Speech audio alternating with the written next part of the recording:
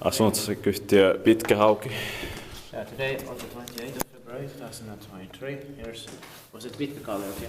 Pitkänkalliontie. So the long base wagon in Sweden, I believe. I'll check it later. This is 5 floors and was built in 1966 by ValmetSchlieren. Heard 55 sold in 2021. The Super is VS 1072 and it's going to be inspected in 2024. The USD is 3 versus 804 grams. We can take it to rides here.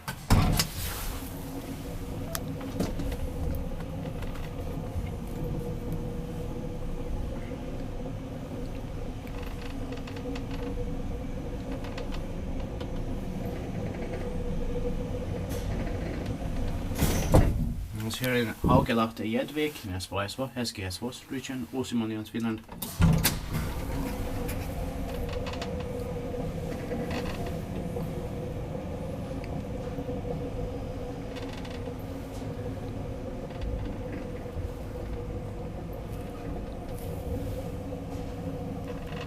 Inspekteerbaar med den barsinde.